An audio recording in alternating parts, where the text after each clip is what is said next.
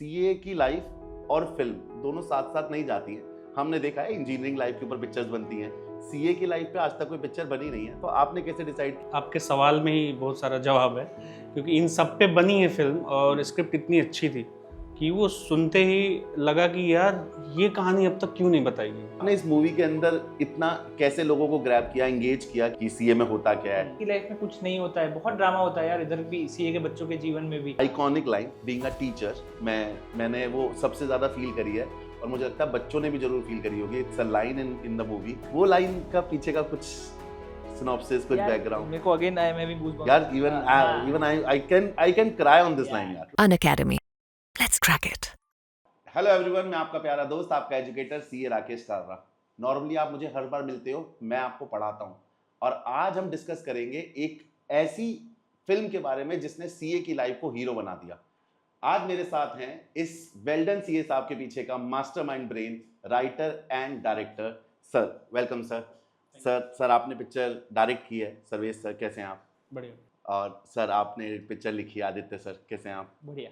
Sir मेरा कुछ छोटे से सवाल हैं, जैसे आप चार्टर्ड अकाउंटेंट, मैं जानता हूँ, मैं भी चार्टर्ड अकाउंटेंट हूँ। Happy CA day. हाँ सर। आप सर से मिले कैसे? फिल्मी दुनिया से ही मिले थे। सर को कहानी मैंने भेजी थी, हम लोग एक हाँ। दोस्त के दोस्त थ्रू जानते थे और अच्छा। सर को ऐसे ही मैंने स्क्रिप्ट भेजी थी कि ये स्क्रिप्ट है, पढ़ो, फीडबैक देने के लिए। एंड सर को फिल्म पसंद आई एंड सर को डायरेक्ट करना था उस टाइम पे कुछ। ओके। और सर एडिटर भी है और हमें इन प्रिंसिपल ऐसा कुछ चाहिए था, कोई इंसान जो डायरेक्ट और एडिट दोनों करता हो। Done sir. तो सर वैसे मेरा एक सबसे पहला सवाल कि ये सीए की लाइफ और फिल्म दोनों साथ साथ नहीं जाती हैं। हमने देखा है इंजीनियरिंग लाइफ के ऊपर पिक्चर्स बनती हैं, सीए की लाइफ पे आज तक कोई पिक्चर बनी नहीं है। तो आपने कैसे डिसाइड किया कि यार कोई फ्रेमवर्क नहीं है, कुछ नहीं है, तो कैसे डिसाइड किया कि इसको ऐसे इस तरीके से पिक्चर बनाना चाहिए? आपके पास राइटर की थी, पूरी पिक्चर की स्टोरी थी, आपने कैसे डिसाइड किया कि यार मुझे सीए की लाइफ पे भी पिक्चर बनानी चाहिए? इंजीनियरिंग लाइफ पे बनती है, डॉक्टर्स लाइफ पे बनती है, मुन्ना भाई एमबीबीएस बनती है, देन वेल्डन सीए साहब कैसे? एग्जैक्टली आपके सवाल में ही बहुत सारा जवाब है, क्योंकि इन सब पे बनी है फिल्म और स्क्रिप्ट इतनी अच्छी थी कि वो सुनते ही लगा कि यार ये कहानी अब तक क्यों नहीं बताई गई इतने साल में। ये तो जस्टिस ही नहीं है आप लोगों के लिए, सीए के लिए। तो उस टाइम इंस्टेंटली मैंने बोला कि यार इसको तो बनाते हैं। क्योंकि सब लोगों ने हमारा टाइटल देखा है लेकिन उसके पीछे की जर्नी नहीं देखी, उसके पीछे की मेहनत नहीं देखी। एक चार्टर्ड अकाउंटेंट बनने के बाद उसका प्रेज, उसकी रिस्पेक्ट, वो सब जानते हैं, लेकिन वहां तक पहुंचने की जर्नी जो वेल्डन सीए साहब ने दिखाई है, दैट्स सुपर्ब सर।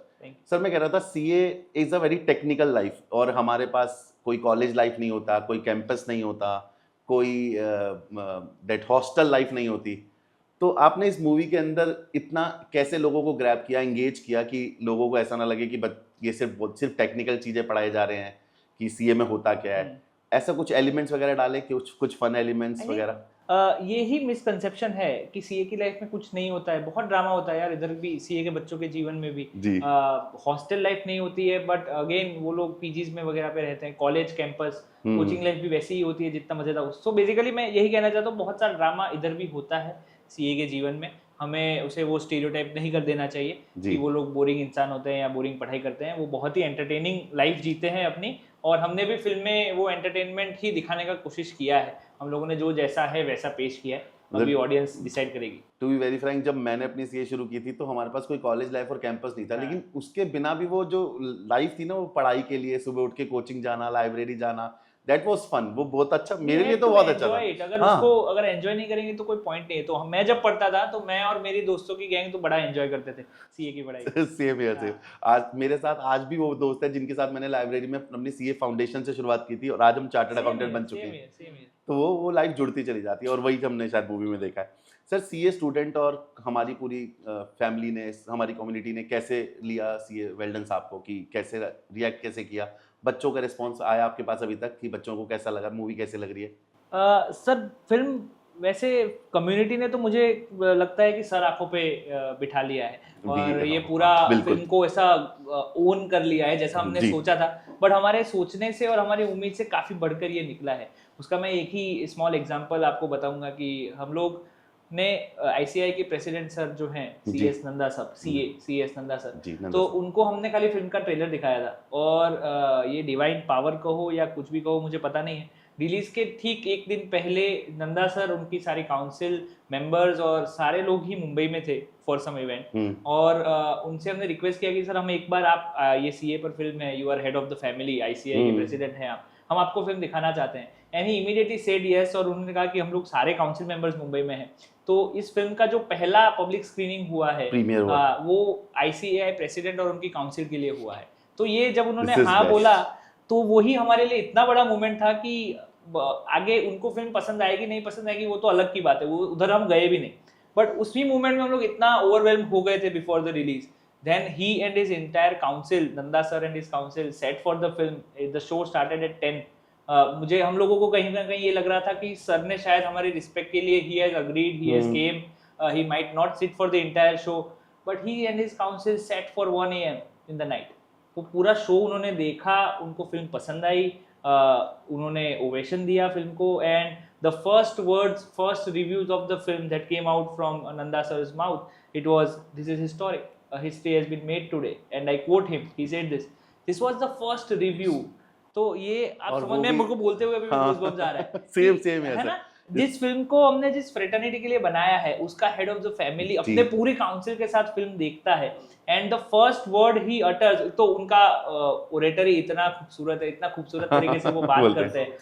तो उन्होंने शुरू ही वहां से किया कि it is history has been made, and it was cameras everywhere, he came in front of the camera, so this was our opening, this is how industry welcomed us. So otherwise ये backfire कर सकता था, अगर movie उनको अलग लगती और ऐसा लगता कि यार ऐसा तो हम करते ही नहीं है, वो तो हमारे दिल में कभी था नहीं। एज अ राइटर आप चार्टर्ड अकाउंटेंट भी है, तो आपने वही जर्नी लिखी जो होती है, टेक्निकली सब कुछ सही है, बट शुरू से इसके साथ वैसा रहा कि ये हमने नहीं सोचा था कि कहाँ तक जाएगी, क्या होगा, टू बी ऑनेस्ट। हमको ये था कि ये जर्नी अभी तक कैसे नहीं बताई गई, अंदर से वो एक था कि ये बतानी, लेकिन जिस तरह का रिस्पांस हमने जब अनाउंस किया टाइटल, तब से लेके जब मेकिंग स्टार्ट हुआ तब से लेके, और जो रिस्पांसेस मिल रहे हैं अक्रॉस द इंडिया। इसी से रिलेटेड मेरा एक सवाल था सर, ये टाइटल कैसे डिसाइड किया, वेल डन सीए साहब? क्योंकि सीए साहब तो हमें पता है, जिस दिन हम चार्टर्ड अकाउंटेंट बन जाते हैं, दोस्त भी, घर वाले भी प्यार से सीए साहब ही बुलाते हैं हमें। वेल डन सीए साहब का डिसीजन किसका था टाइटल? वो इनका डिसीजन तो पहले से लिखा हुआ था, जो स्क्रिप्ट में आपने ओरिजिनली। इसमें भी एक छोटी सी कहानी है, again which involves past president of ICAI only. इस फिल्म का पहले नाम कुछ और था, द फिनिशिंग लाइन या ऐसा कुछ था। अच्छा। तब हम लोग ये फिल्म जब लिखी जा रही थी तब की बात है, तो उस टाइम के जो प्रेसिडेंट सर थे अनिकेत तलाटी, हमने उनसे बात की थी कि सर हम ऐसा कुछ लिख रहे हैं कंसेंट लेने के लिए। तो he read the script, read like the idea, and he suggested कि यार देखो करो ये फिल्म, मेरे को वो कोई प्रॉब्लम नहीं है, बट नाम में सीए तो होना चाहिए। And then we went back, and हम लोग 2-3 दिन बाद उनको फिर नाम प्रेजेंट करने गए खाली, जहाँ पे लिखा था कि ऐसा कुछ करो ना जिसमें नाम सीए हो। Then I presented the idea कि व्हाट अबाउट सीए साहब, और उस आइडिया को हम अप्रूव करें उससे पहले ही एट द सेम टाइम कोई उनके ऑफिस में आया और उन्होंने बोला कि अरे वाह, सारे सीए साहब आज इधर इकट्ठा बैठे, तो एंड इमीडिएटली वो वैलिडेट हो क्लिक हो गया कि एकदम से कि हाँ ये नाम इसी के लिए ही बना है, टू डू विद, हाँ इसी के लिए ही बना है। And we just shared a smile, and हम लोगों ने बोला कि ठीक है, ये नाम का थप्पा मिल गया हमें, right then and there. Exact script, exact writer, director और नाम क्लिक हो जाए तो वो एकदम हिस्ट्री बन ही जाता है। वो नंदा सर ने भी बोला। सर थोड़ा सा बैकग्राउंड से लेके आते हैं, कोई क्रिएटिव डिफरेंसेस आया किसी बात को लेके? आप राइटर और चार्टर्ड अकाउंटेंट है, और आप जो है वो डायरेक्टर हैं, और आप एडिटर भी रह चुके हैं पहले, एसोसिएट डायरेक्टर इन 83, और कोई क्रिएटिव डिफरेंस किसी चीज़ को लेके, पर्टिकुलर सीन को लेके या पर्टिकुलर एरिया को लेके कि यार ये वाला अलग तरीके से शूट कर सकते हैं? वो तो बहुत बहुत बार होता है, बहुत कॉमन चीज है। आई थिंक मेरे ये पहले मैं जवाब दूंगा, फिर of course will listen to him, but मेरे साइड से जो भी ऐसा कुछ था वो प्री में ही हम लोग सेम पेज पे आ गए, not just both of us but the entire team, क्योंकि ऐसा हम दोनों का बात नहीं है खाली। The costume team has to be on the same page, the assistants, the production, lights, camera, everyone has to be on the same page. तो हम लोग वो सारा लड़ झगड़ के क्रिएटिव डिफरेंसेस सॉल्व करके 1 जून जो हमने पिछले साल शूट किया उससे पहले आ गए थे। एग्जैक्टली। तो प्री प्रोडक्शन में हमने ऐसा किया कि पूरी डायरेक्शन टीम हमारे साथ थी, और जहाँ भी हमको इनको दोनों में किसी को भी लगता था कि यहाँ पे क्वेश्चन है, वो हम सबके सामने रखते थे। उसमें से जिसकी संख्या ज़्यादा होती थी कि मतलब सब लोग एग्री कर रहे हैं कि ये होना चाहिए, तो फिर हमने उस पर मिलजुल के किया, और उसके जो भी डिसाइड हुआ फिल्म के शूट से पहले ही डिसाइड हुआ। फिल्म के शूट पे कुछ नहीं किया, शूट से जो फिल्म चली है वो डायरेक्ट एकदम प्रॉपर तरीके से बनी है। शूट के पहले ही दिन फिल्म रेडी थी ऑन पेपर, इतना ही शूट करना है, इतना होने वाला है, और वही हमने किया। Done sir. एक छोटा सा बस, ये सब कुछ ट्रेलर में ऑलरेडी है। मैं बस ये जानना चाह रहा हूँ कि sir it's an iconic line, being a teacher, मैंने वो सबसे ज़्यादा फील करी है और मुझे लगता है बच्चों ने भी जरूर फील करी होगी। It's a line in the movie कि यार जब दिल से आए तब सर बोलना, अदरवाइज मुझे मेरे नाम से बुला, मुझे कोई परवाह नहीं है। वो लाइन का पीछे का कुछ सिनॉप्सिस, कुछ बैकग्राउंड मेरे को again I am having goosebumps यार, even I can cry on this line यार। ये I am also feeling the same emotion that you are. ये लाइन खींचने का इतना कोई थॉट नहीं था, but now since you ask me I can say कि भाई वही है ना, जो दिल से निकले उसमें ज़्यादा मज़ा है। वो जुबान पे कुछ और हो और फिर बाद मैं तुमको सर सर बोलूँ और बाहर निकल के गाली दूँ, तो कोई पॉइंट नहीं है उसका। रादर देन और वो उन सर भास्कर सर के कैरेक्टर के साथ बहुत जाता है। When you see the film तो यू अंडरस्टैंड कि हाँ ये बंदा ऐसा बोल सकता है कि भाई जो जो दिल से निकले उस दिन सर। मैंने वो भी देखा और उससे मुझे रिलेट हुआ कि यार it's a perfect line. Being a teacher it hit me very hard to direct to my heart कि यार कि जब दिल से आए तब it breaks the barrier between a teacher and student. ये लाइन का बैकड्रॉप ये है कि जहाँ पे वो बंदा जो स्टूडेंट है विद्यासागर, वो सर को नाम से बुलाता है और प्यार से, मतलब क्योंकि वो गांव का है, उसे नहीं समझ में आता ये रीति रिवाज।